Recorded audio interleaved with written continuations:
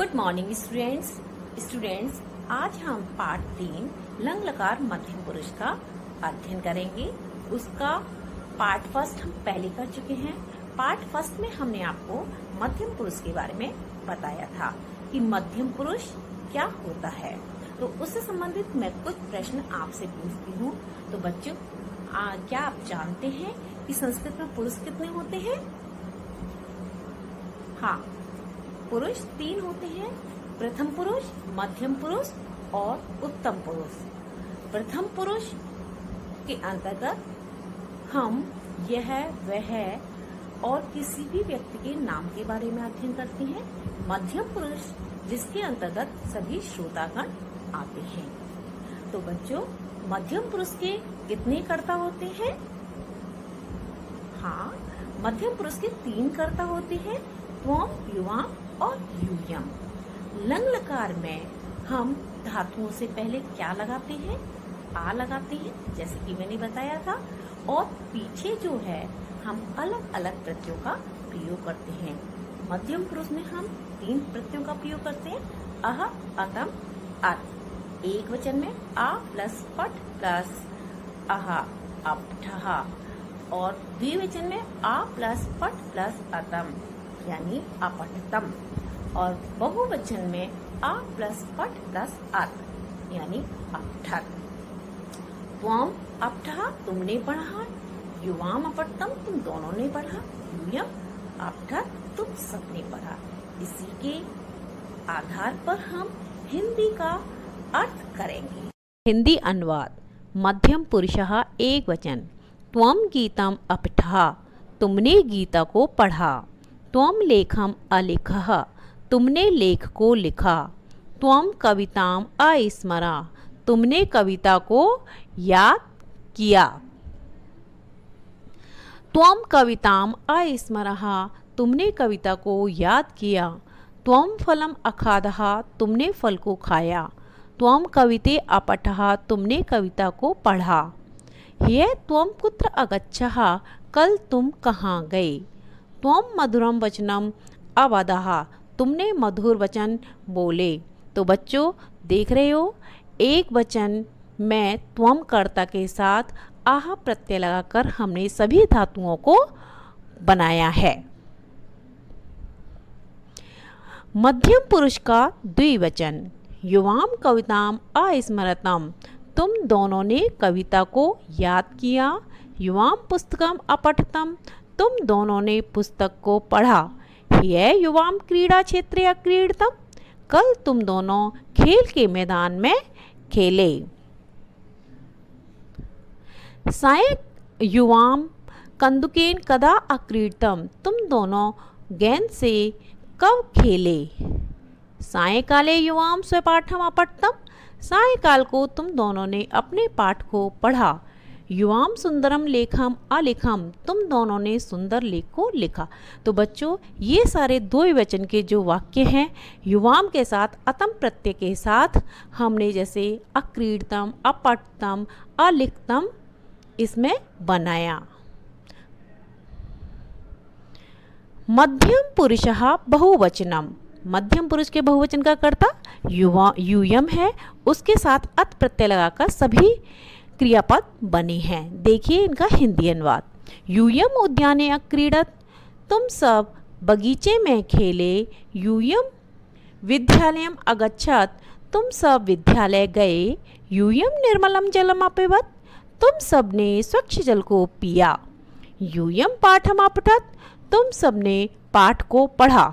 यूयम फलम अखादत तुम सब ने फल को खाया। बच्चों, हिंदी अनुवाद के बाद हम सभी भाषा अबोधनम के प्रश्न 1, 2, 3, 4 करेंगे। प्रश्न 1, लंग लकार के उचित क्रियापदों से रिक्त स्थान भरिए। का त्वम वने कथम अतिष्ठा। त्वम कर्ता के साथ अह प्रत्यय का शब्द लगाएंगे तो यहाँ अतिष्ठा आएगा। खा इदानीम युवाम गृहम अगच्छतम तुम दोनों घर को गए। युवाम दोनों के साथ अतम प्रत्यय अगच्छतम। त्वम कविताम गा त्वम कविताम अस्मरा, तुमने कविता को याद किया। तीनों में से आह प्रत्यय वाला शब्द आएगा यहाँ। घा यूयम दिल्ली नगरे अवसत, तुम सब दिल्ली नगर में रहे। युवाम मधुरम दुग्धम अपिबत, तुम दोनों ने मधुर दूध को पिया। प्रश्न 2, पद परिचय कीजिए। का, जैसा कि उदाहरण में देख रहे हो, किसी भी क्रियापद बताते हुए हम पद परिचय में उसकी धातु, लकार, पुरुष और वचन के बारे में बताते हैं। अवसत में जैसे बस धातु, लंग लकार, मध्यम पुरुष का बहुवचन।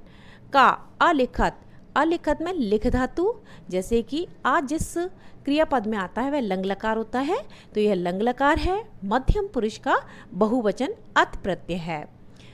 का अखादतम, अतम प्रत्यय है, इसमें खाद धातु, लंग लकार, मध्यम पुरुष, द्विवचन। अनृत्यत, नृत्य धातु, लंग लकार, मध्यम पुरुष, बहुवचन। घा अपिवतम, पा धातु परिवर्तनशील है, जो पे में चेंज हो जाएगी और इसमें लंग लकार, मध्यम पुरुष, द्विवचन। प्रश्न 3, निम्न धातुओं के मध्य पुरुष के रूप लंग लकार में लिखिए। लंग लकार जैसे कि हम जानते हैं इसे भूतकाल कहते हैं, तो भूतकाल में सभी क्रियापदों को हम एक वचन में आ, द्विवचन में अतम प्रत्यय और बहुवचन में अत प्रत्यय लगा करके बनाएंगे। तो बच्चों, का जैसे भू धातु परिवर्तनशील है, भू भव में चेंज हो जाएगी, तो आ आगे लगाएंगे और अह प्रत्यय लगाएंगे। अभवः, अभवतम, अभवत। खा नी, नी यानी ले जाना, नी परिवर्तनशील धातु है, यह नए में चेंज होगी। अनिय, अनियतम, अनियत। गा दृश धातु परिवर्तनशील, पश्य में परिवर्तित होगी और एक वचन में अपश्य है, द्विवचन में अपश्यतम और बहुवचन में अपश्यत धातु रूप बनेगा। घा स्था धातु परिवर्तनशील है, जो तिष्ठ धातु में चेंज होगी। एक वचन में अतिष्ठा, द्विवचन में अतिष्ठतम, बहुवचन में अतिष्ठत शब्द रूप बनेगा। णा नम, नम धातु, नम यानी नमस्कार करना, एक वचन में अनमः, अनमतम, अनमत यानी एक ने नमस्कार किया, दो ने नमस्कार किया और सबने नमस्कार, तुम सबने नमस्कार किया। प्रश्न संख्या 4, इसमें हमें संस्कृत में अनुवाद करने हैं, हिंदी में दिए हुए हैं। अब हम संस्कृत में अनुवाद करना सीख चुके हैं। का तुम दोनों ने पाठ याद किया, तो तुम दोनों की संस्कृत क्या होगी? युवाम। पाठम अतम प्रत्यय लगाकर याद किया, स्मृत धातु अस्मृतम। खा तुम सबने कौन सा चित्र देखा, तुम सबके लिए कर्ता पद यूयम किम चित्रम अपश्यत। गा तुम सबने अपने मित्र को पत्र लिखा, यूयम स्वयमित्रम पत्रम अलिखत।